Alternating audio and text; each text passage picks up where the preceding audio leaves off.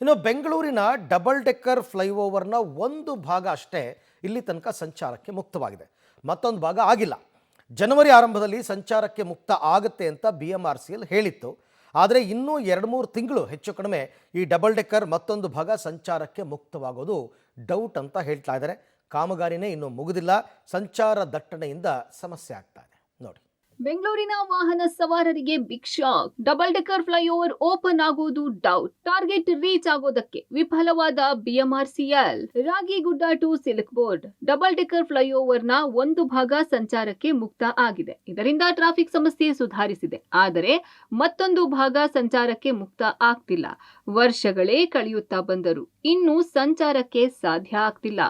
ಕಾರಣ ಇನ್ನೂ ತುಂಬಾ ಕಾಮಗಾರಿ ಬಾಕಿ ಇದೆ. ಇನ್ನು 2-3 ತಿಂಗಳು ಸಂಚಾರಕ್ಕೆ ಮುಕ್ತ ಆಗೋದು ಡೌಟ್ ಎನ್ನಲಾಗ್ತಿದೆ. ಬೆಂಗಳೂರಿನ ವಾಹನ ಸವಾರರಿಗೆ ಬಿಗ್ ಶಾಕ್ ಅನ್ಬೋದು. ಈ ಡಿಸೆಂಬರ್ ಅಥವಾ ಜನವರಿ ಆರಂಭದಲ್ಲಿ ಡಬಲ್ ಡೆಕ್ಕರ್ ಫ್ಲೈಓವರ್ನ ಮತ್ತೊಂದು ಭಾಗ ಓಪನ್ ಮಾಡ್ತೀವಿ ಅಂತೇಳಿ BMRCL ಹೇಳಿತ್ತು. ಆದರೆ ಟಾರ್ಗೆಟ್ ರೀಚ್ ಆಗುವಲ್ಲಿ ವಿಫಲ ಆಗಿರುವಂಥದ್ದು. ಇನ್ನೂ ಕೂಡ ಕಾಮಗಾರಿ ನಡೀತಾ ಇದೆ. ಡಬಲ್ ಡೆಕ್ಕರ್ ಫ್ಲೈಓವರ್ನ ಕಾಮಗಾರಿ ನಡೀತಾ ಇರ್ತಕ್ಕಂಥದ್ದು. ಮತ್ತೊಂದು ಭಾಗ ಅಂದರೆ ಇದು ಬರ್ತಾ ಇರ್ತಕ್ಕಂಥದ್ದು ಸೆಂಟ್ರಲ್ ಸಿಲ್ಕ್ ಬೋರ್ಡ್ನಿಂದ ರಾಗಿಗುಡ್ಡ ಜಂಕ್ಷನ್ ಕಡೆಗೆ ಹೋಗ್ತಕ್ಕಂಥ ಮೇಲ್ಸೇತುವೆ. ಈ ಮೇಲ್ಸೇತುವೆ ಕಾಮಗಾರಿ ಇನ್ನೂ ಕೂಡ ಮುಕ್ತಾಯ ಆಗಿಲ್ಲ. ಜನವರಿ ಆರಂಭದಲ್ಲಿ ಮುಗಿಸ್ತೀವಿ, ಸಂಚಾರಕ್ಕೆ ಅವಕಾಶ ಮಾಡಿಕೊಡ್ತೀವಿ ಅಂತೇಳಿ BMRCL ಹೇಳಿತ್ತು. ಆದರೆ ಸಾಧ್ಯ ಆಗ್ತಿಲ್ಲ. ಇನ್ನೂ ಕೂಡ ಮಾರ್ಚ್ ಏಪ್ರಿಲ್ವರೆಗೂ ಕೂಡ ಈ ಕಾಮಗಾರಿ ಆಗುವ ಸಾಧ್ಯತೆ ಇದೆ. ಈಗಾಗಲೇ ಮತ್ತೊಂದು ನನ್ನ ಎಡಭಾಗದಲ್ಲಿ ತೋರಿಸ್ತಾ ಹೋಗ್ತೀನಿ.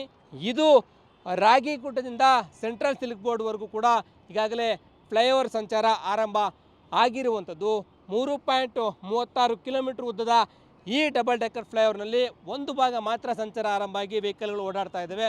ಆದರೆ ಈ ಭಾಗದ ಮತ್ತೊಂದು ಕಡೆಯ ಸಂಚಾರ ಆರಂಭ ಆಗದೇ ಇರೋ ಕಾರಣಕ್ಕೋಸ್ಕರ ಇಲ್ಲಿ ಟ್ರಾಫಿಕ್ ಸಮಸ್ಯೆ ಹೆಚ್ಚಾಗಿ ಕಾಡ್ತಾ ಇದೆ. ಯಾವಾಗ ಓಪನ್ ಆಗುತ್ತೋ ಅಂತೇಳಿ ವಾಹನ ಸವಾರರು ಕಾಯ್ತಾ ಇರ್ತಕ್ಕಂಥದ್ದು. ನನ್ನ ಬಲಭಾಗದಲ್ಲಿ ಮೆಟ್ರೋ ಟ್ರ್ಯಾಕನ್ನು ಗಮನಿಸ್ತಾ ಹೋಗ್ತಾ ಇದ್ದೀರಾ.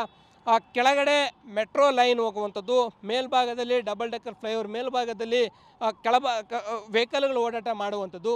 ಈ ರೀತಿಯಾಗಿ ಇಲ್ಲಿ ಅವಕಾಶವನ್ನು ಮಾಡಿಕೊಡಲಾಗಿದೆ. ಆದರೆ ಇನ್ನೂ ಕೂಡ ಈ ಒಂದು ಭಾಗದ ಸಂಚಾರ ಕಾಮಗಾರಿ ನಡೀತಾ ಇರೋ ಕಾರಣಕ್ಕೋಸ್ಕರ ತಡ ಆಗ್ತಾ ಇದೆ. ಯಾವಾಗ ಓಪನ್ ಮಾಡ್ತಾರೋ ಎನ್ನುವಂಥದ್ದು ಜನ ಕಾತರದಿಂದ ಕಾಯ್ತಾ ಇರ್ತಕ್ಕಂಥದ್ದು. ಇನ್ನು ಡಿಸೆಂಬರ್ ಅಂತ್ಯ ಅಥವಾ ಜನವರಿ ಮೊದಲ ವಾರದಲ್ಲಿ ಸಂಚಾರಕ್ಕೆ ಮುಕ್ತ ಆಗುತ್ತೆ ಅಂತ BMRCL ಹೇಳ್ತಾ ಇತ್ತು. ಆದ್ರೆ ಕಾಮಗಾರಿ ತಡ ಆಗ್ತಿರೋ ಕಾರಣ ಸಂಚಾರಕ್ಕೆ ಸಾಧ್ಯ ಆಗ್ತಿಲ್ಲ. ಸಿಲ್ಕ್ ಬೋರ್ಡ್ ಕಡೆಯಿಂದ ರಾಗಿಗುಡ್ಡದವರೆಗೆ ಮೇಲ್ಸೇತುವೆ ಕಾಮಗಾರಿ ನಡೀತಾ ಇರೋದ್ರಿಂದ ಸಂಚಾರ ದಟ್ಟಣೆ ಆಗ್ತಾ ಇದೆ. 3.57 ಕಿಲೋಮೀಟರ್ ಉದ್ದದ ಈ ಡಬಲ್ ಡೆಕ್ಕರ್ ಮೇಲ್ಸೇತುವೆ 400 ಕೋಟಿ ವೆಚ್ಚದಲ್ಲಿ ಮಾಡಲಾಗ್ತಾ ಇದೆ. ಕಾಮಗಾರಿ 2 ತಿಂಗಳಲ್ಲಿ ಮುಕ್ತಾಯ ಆದ್ರೆ ಡಬಲ್ ಡೆಕ್ಕರ್ ಫ್ಲೈಓವರ್ ಮಾರ್ಚ್ ತಿಂಗಳ ವೇಳೆಗೆ ಸಂಚಾರಕ್ಕೆ ಮುಕ್ತ ಆಗುವ ಸಾಧ್ಯತೆ ಇದೆ. ಒಟ್ಟಾರೆ ಡಬಲ್ ಡೆಕ್ಕರ್ ಫ್ಲೈಓವರ್ ಒಂದು ಭಾಗ ಸಂಚಾರಕ್ಕೆ ಮುಕ್ತವಾಗದೇ ಇರುವುದು ಸಮಸ್ಯೆ ಆಗ್ತಾ ಇದೆ. ಕಾಮಗಾರಿ ಮುಗಿಸಿ ಸಂಚಾರಕ್ಕೆ ಅವಕಾಶ ಕೊಟ್ರೆ Hosur, Marathahalli, central silk board ಭಾಗದಲ್ಲಿ ಸಂಚಾರ ದಟ್ಟಣೆ ಮತ್ತಷ್ಟು ಕಡಿಮೆ ಆಗಲಿದೆ. Lokesh, public TV, Bengaluru.